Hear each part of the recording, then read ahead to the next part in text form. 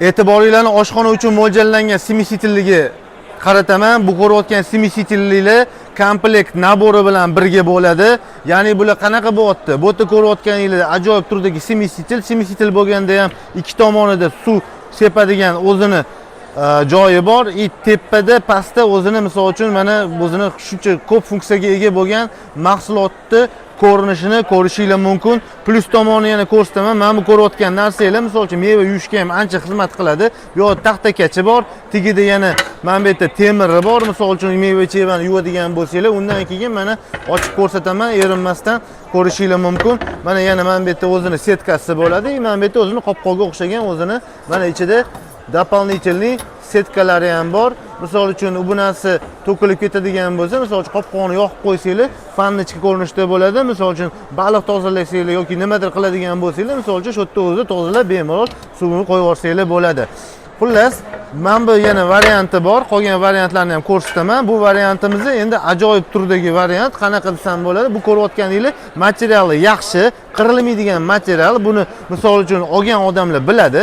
Bu yerda ko'rayotganinglar misol uchun smesitilimiz cho'ziladigan variant 360 gradusga bemalol aylanadigan holatda ishlayapti. Mana bu yerda o'zini yana suv quyiladigan joyi bor. Mana bu knopka orqali upravlять qilinadi, boshqariladi. Mana bu joyi silikondan qilingan. Sifatli silikon ekan. Komplektida taxtakachi bor. O'zini ko'rayotganinglar yana mana bu yerda o'zini tog'orachasi bor. Keyin yana mana bunaqa varianti bor. Bu variantini ko'rayotganinglar, bu yerda ham xuddi shunaqa taxtakach, o'zini shu meva yuvishga mo'ljallangan varianti bor. Keyin mana bu yerda o'zini kichkinagina temirdan yasalgan savatchasi bor. Bu endi boshqacharoq ko'rinishga ega. Mana o'zini knopkalari orqali boshqarib bemalol, misol uchun bu yoqdan ham suv keladigan tomoni bormi, yo'qmi bilmadim-u. Yo'q, bu yoqdan suv keladigan joyi yo'q ekan, faqat shu bu yoqdagi mahsulotlarni upravlять qilsanglar bo'ladi. Ya'ni qanaqa bo'ladi bu yerda? Tushunishim bo'yicha, bu yoqdan yoqsanglar, mana bu yerdan vodopad ishlaydi. Bu yoqdan yoqsanglar, mana bu yerda stakaninglar yuvish uchun mo'ljallangan o'zini smesitili bor. Bu asosiy smesitiliga xizmat qiladi. Keyin bu mana bu joydan oqadigan smesitiliga xizmat qiladi. Mana bu yerda filtrlangan o'zingizlar mana bu yerda tagida suv qo'yib qo'yiladi. Tagida suv qo'yib qo'yib, misol uchun ishlatsanglar bo'ladi. Bu yoqni ocha olmadim, o'shani ko'rsatmayman. Bu yoqda masalan mana bu filtr uchun bilishadi. Okalar misol uchun sotadigan ukalarimiz bilishadi. Mana bu bo'lsa dozator uchun mo'ljallangan. Ichiga mo'ystir solib qo'yasizlar, bemalol siqib mo'ystirni ishlatsanglar bo'ladi. Xullas, narxiga keladigan bo'lsak, $65.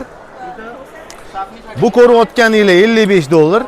Bu ko'rayotganinglar $50 atrofida bo'lyapti. Ham o'sha navarotlarini, mana bu 3-4 detallarini yana misol uchun qo'shib, kamaytirib, misol uchun narxi regulovka qilsanglar bo'ladi. $40 dan $50 gacha bo'lgan mahsulotni qilib berishar ekan. Xullas, shunaqa gaplar. Kimga shunaqa mahsulot kerak bo'ladigan bo'lsa, ishlab chiqaruvchining kontakti bizda bor. Biz sizlarga bemalol yetkazib berishga yordam bera olamiz. Eng asosiysi like bosishni unutmanglar. Keyin bitta narsani aytaman, shu mahsulot bilan shug'ullanadigan tanishinglarga bu videoni yorib qo'yinglar. Shunaqa gaplar. Biz shu yerda sizlarga shunaqa mahsulot ko'rsatib davom etamiz.